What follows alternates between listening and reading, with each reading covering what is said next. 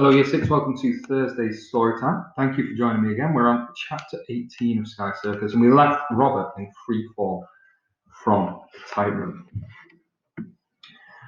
Robert tumbled through the dark, his heart a mush of blurry beats. A stream of red and white striped bars and roaring beasts flew past. At least he'd missed the cage, falling just short of it. He closed his eyes, anticipating the bone-shattering oblivion of the crash. But it didn't come. Instead, he was pummeled sideways, giving gravity the slip, turning a soaring, twisting and fluttering. Feathers brushed his cheek, puffing past in a chatter of clockwork. He opened his eyes. Angelique had him by the waist. Her skin was slicked with sweat, her face a grimace of teeth. She flapped her wings wildly, trying to keep them aloft, and swung about in slow motion, gliding gently downwards to deposit him in the ring with a soft thump. She keeled onto the floor beside him, her feathers dragged ragged shapes in the sawdust as she snatched mouthfuls of air. The circus folk rushed over, gathering round. Robert climbed shakily to his feet and helped Angelique up. The winged girl leaned against his shoulder. The room spun. His legs felt weak enough to bowl him over. Everyone around him looked like novelty figures on a merry-go-round. Robert wondered when he might get off. Fragments of conversation drifted to him. Did you see that?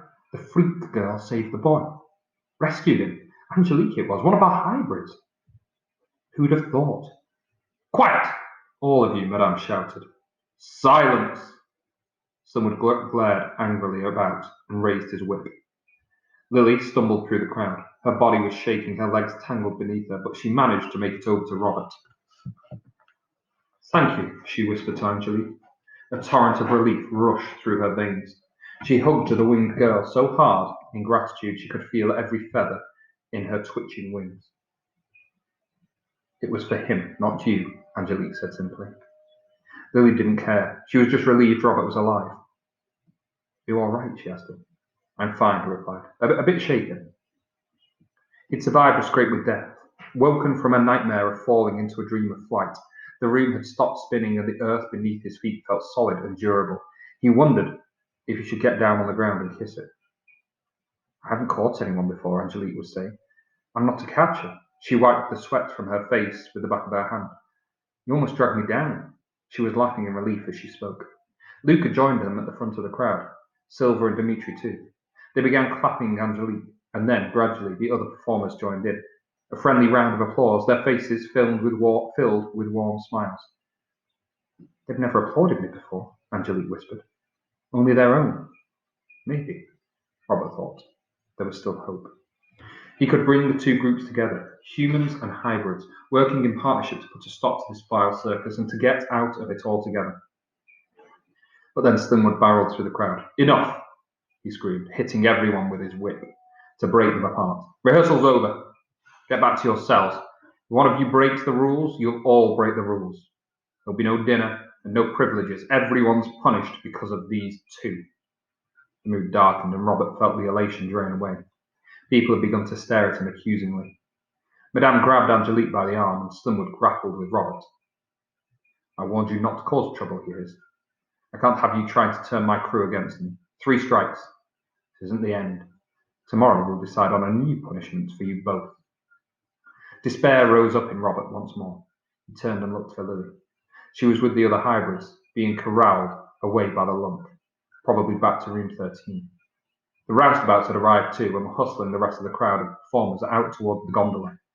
Someone let Robert go and signalled to Oggy and Joey. Take him back to his cell. As he was being pulled away, Robert glanced over his shoulder at Angelique. She was struggling to free herself from Madame, but the woman kept a firm grip on her arm, leaning forward to whisper something into Angelique's ear. Angelique's eyes glistened with tears, and Robert wondered if she would be all right. The hybrids huddled together as the lump manoeuvred them up the stairs inside the hulking prison ship and along the corridor, back towards room 13. Lily could hear the other acts, who were being corralled by the roustabouts, gossiping behind them. She knew they thought she and Robert were the reason everything had turned out this way, the reason they were being slammed up early, them and Angelique.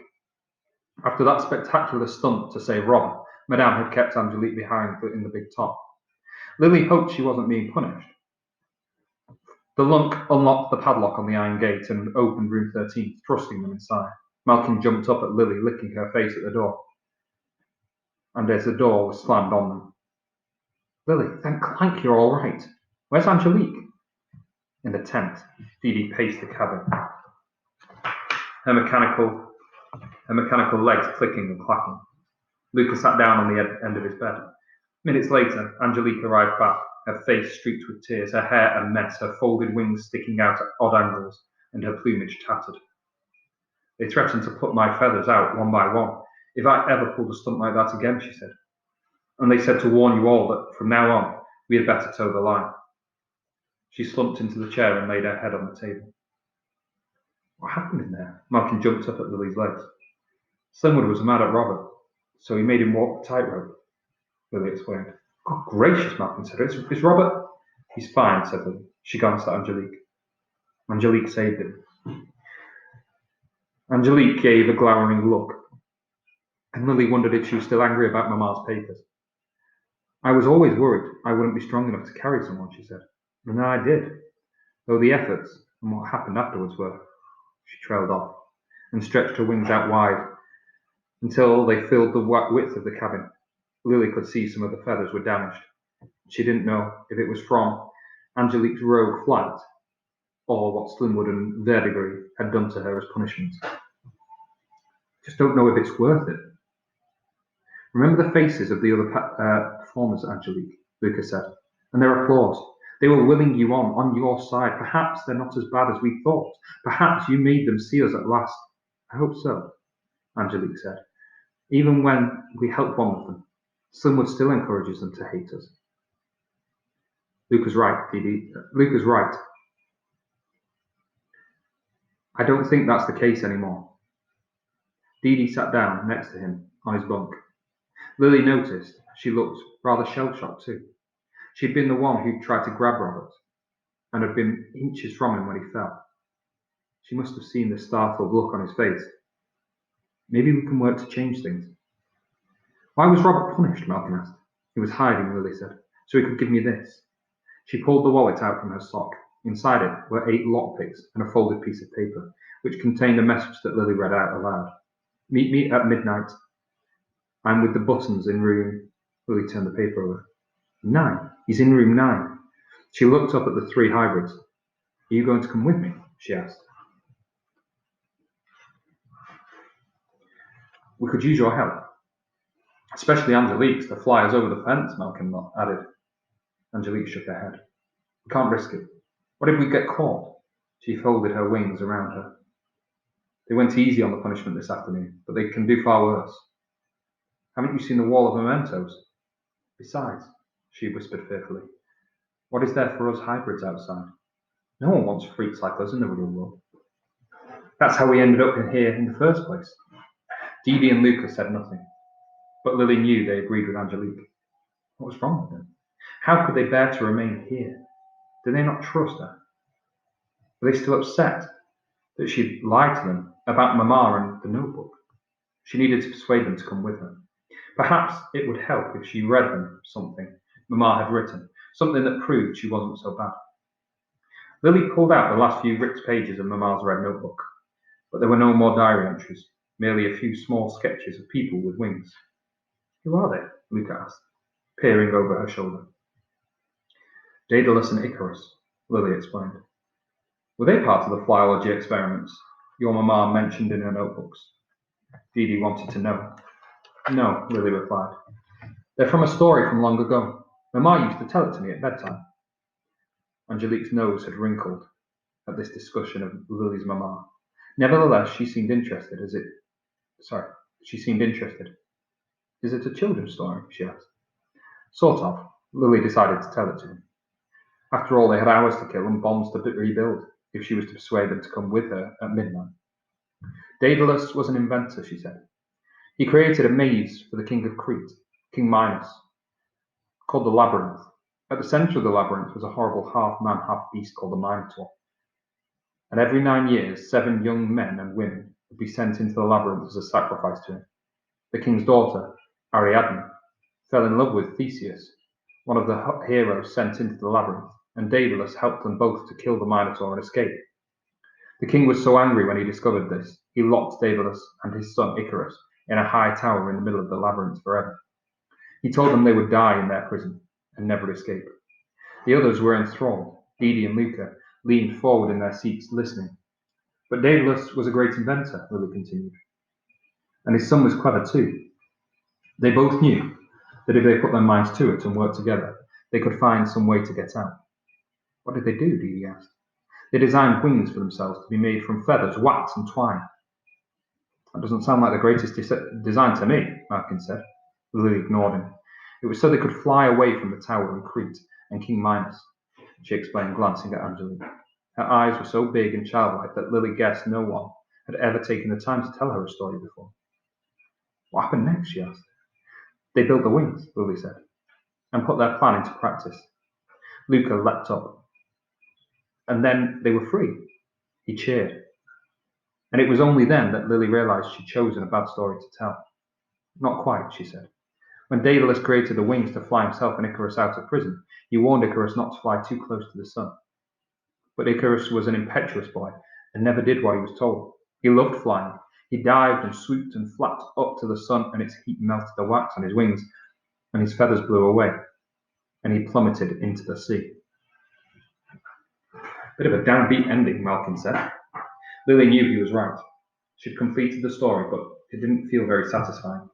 The light had faded in the room, and she could barely see the faces of the hybrids, but Luca and Didi were teetering on the edges of their seats. Did he drown? Didi asked.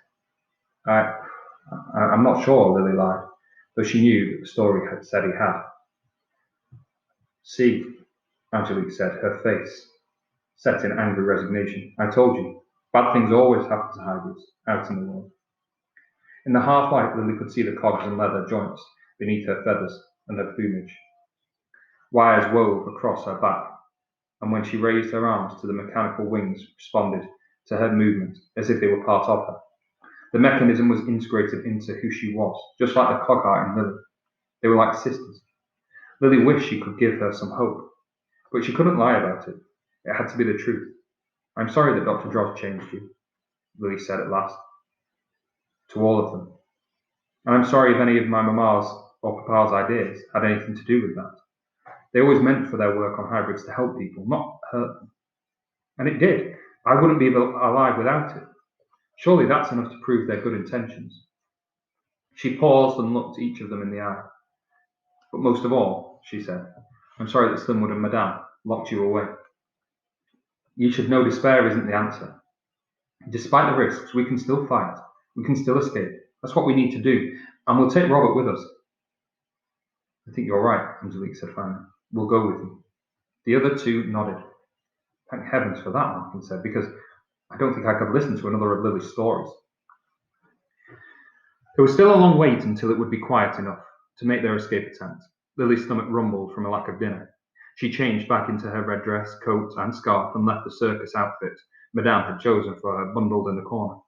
She intended to leave this place with everything she brought with her, and that included Mama's notebook and the other things Madame had taken, even if she had to break into the ringmistress's office. She was sick with nerves at the thought of the risk they were taking, and glad that she and Robert and Malkin wouldn't be taking it alone. They counted down the time to midnight by listening for the lunk as he made his hourly inspection rounds of the cell corridor. Even after 12, when he came less regularly, it would be difficult to avoid him. But this was their only chance, and they would have to give it a try. While they waited for the allotted hour, Lily and the hybrids drew a chalk map of the layout of the gondola and the circus site on the tabletop, and Lily went over her plan. Once they'd reopened the hatch, they would post Malkin through the gap, and he would slip between the bars of the gate outside, run to the end of the corridor, and keep an eye out for the lunk while they opened the cell door itself. That would be down to Lily and her lockpicks. Then they had to unlock the padlock of the barred gate across the hall, and then Robert's cell to get him out. Then they needed to pick the lock and the comms room to send an SOS message, and Madame's office door to retrieve the rest of Mama's notebook. And finally, they would have to unlock the hatch door out of the skyship itself. If they got that far, they would have to sneak across the site, and Angelique would fly them over the fence one by one. The final part of the plan was to disappear into the Bois de Boulogne and make their way to Paris in the hope that they could find someone there who would believe their story and help them out, or get them back to England. The whole scheme was going to be nearly impossible to pull off, but if they failed, then Madame would go through with their dastardly plot for Lily in the show tomorrow. Lily shivered at the thought of it. Finally, the hour had come. They'd gone over everything multiple times, and there could be no more stalling. It was 11:45, and time to put the plan into action.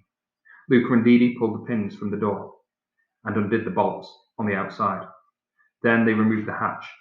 Lily picked up Malkin, ready to post him through again. "Try to be careful with me," he warned. "I was nearly squashed to death last time." "Just make yourself thin," she instructed, as she carried him towards the hole.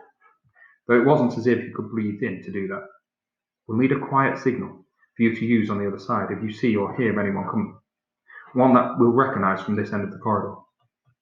"How about my soft pining noise?" Malkin suggested. "That'll do." "And while I'm risking cog and limb for you," he asked, "just what exactly are you going to be doing?" "I told you," Lily said. "Weren't you listening? Picking the lock on the outside of this door. Then the other 5. She posted him through the door and waited while they landed on the other side softly and slunk off into the shadows. She pulled the lockpicks from her pocket, selected what she guessed was the right pick, and, furrowing her brow in concentration, put her hand out through the gap. As she got to work on the first lock, she felt a small tingle in her chest. A tingle that could be only one thing: hope.